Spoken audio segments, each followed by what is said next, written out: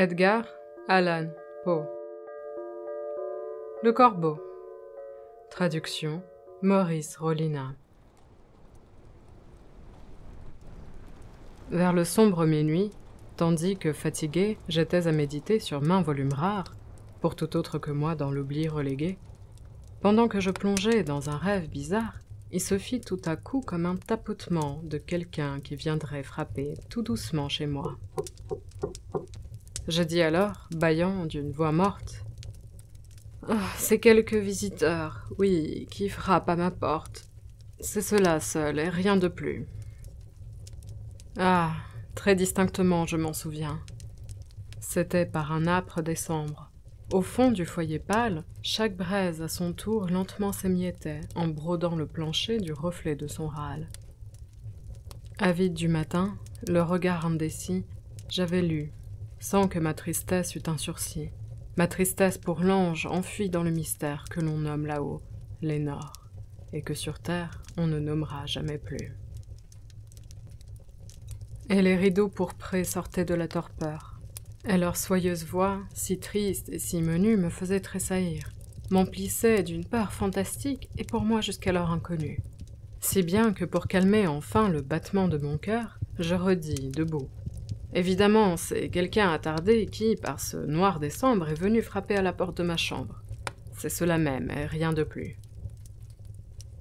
Pourtant, je me remis bientôt de mon émoi, et sans temporiser, « Monsieur, dis-je, ou Madame, Madame, ou bien Monsieur, de grâce, excusez-moi de vous laisser ainsi dehors, mais sur mon âme je sommeillais, et vous avez tapoté si doucement à ma porte, qu'en vérité, à peine était-ce un bruit humain que l'on entende. » Et cela dit, j'ouvris la porte toute grande.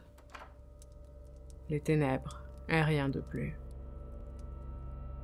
Longuement, à pleins yeux, je restai là, scrutant les ténèbres, rêvant des rêves qu'aucun homme n'osa jamais rêver, stupéfait, hésitant, confondu et béant d'angoisse, mais, en somme, pas un bruit ne troubla le silence enchanté, et rien ne frissonna dans l'immobilité.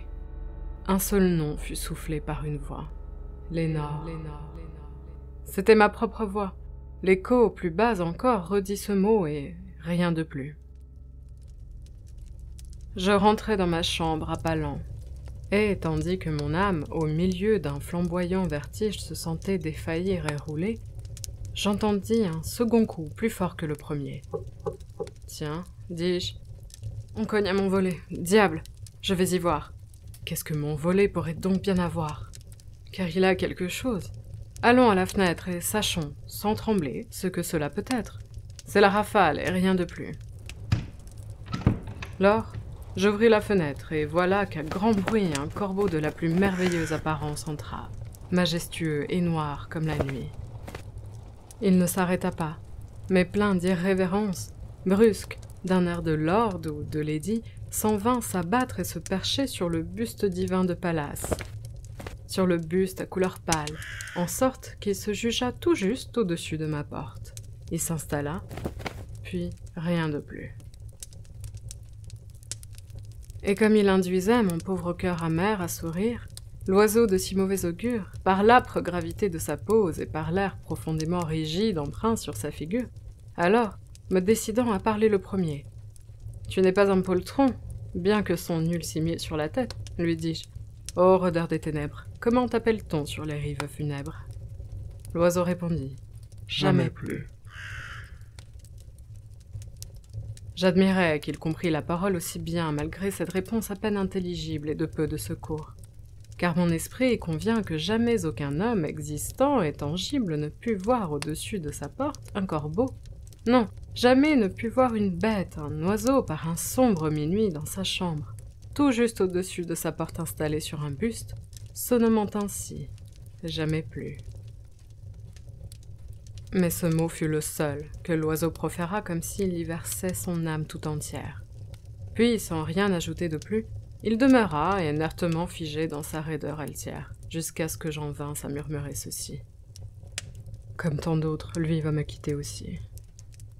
Comme ces vieux espoirs que je croyais fidèles. Vers le matin, il va s'enfuir à tire-d'aile. L'oiseau dit alors, « Jamais plus. » Sa réponse, jetée avec tant d'à-propos, me fit tressaillir.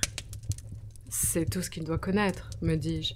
Sans nul doute, il recueillit ces mots chez quelque infortuné, chez quelque pauvre maître que le deuil implacable a poursuivi sans frein, jusqu'à ce que ses chants n'eussent plus qu'un refrain, jusqu'à ce que sa plainte, à jamais désolée, comme un de profundis de sa joie envolée, eût pris ce refrain, jamais plus. » Ainsi je me parlais. Mais le grave corbeau, induisant de rechef tout mon cœur à sourire, je roulais vite un siège en face de l'oiseau, me demandant ce que tout cela voulait dire. J'y réfléchis et, dans mon fauteuil de velours, je cherchais ce que cet oiseau des anciens jours, ce que ce triste oiseau, sombre, gural et maigre, voulait me faire entendre en croissant cet aigre et lamentable « jamais plus ». Et j'étais là, plongé dans un rêve obsédant, laissant la conjecture en moi filer sa trame, mais n'interrogeant plus l'oiseau dont l'œil ardent me brûlait maintenant jusqu'au fond de l'âme. Je creusais tout cela comme un mauvais dessin. Béant, la tête sur le velours du coussin, ce velours violet caressé par la lampe, et que sa tête, un mal énorme, que sa tempe ne pressera plus, jamais plus. Alors l'air me sembla lourd, parfumé par un invisible encensoir que balançaient des anges, dont les pas effleuraient le tapis rouge et brun et glissaient avec des bruissements étranges. « Malheureux, m'écriai-je, il t'arrive du ciel un peu de népenthes pour adoucir ton fiel. Prends-le donc, ce répit qu'un séraphin t'apporte. Bois ce bon népenthes. Oublie enfin la morte. » Le corbeau grinça. « Jamais plus. »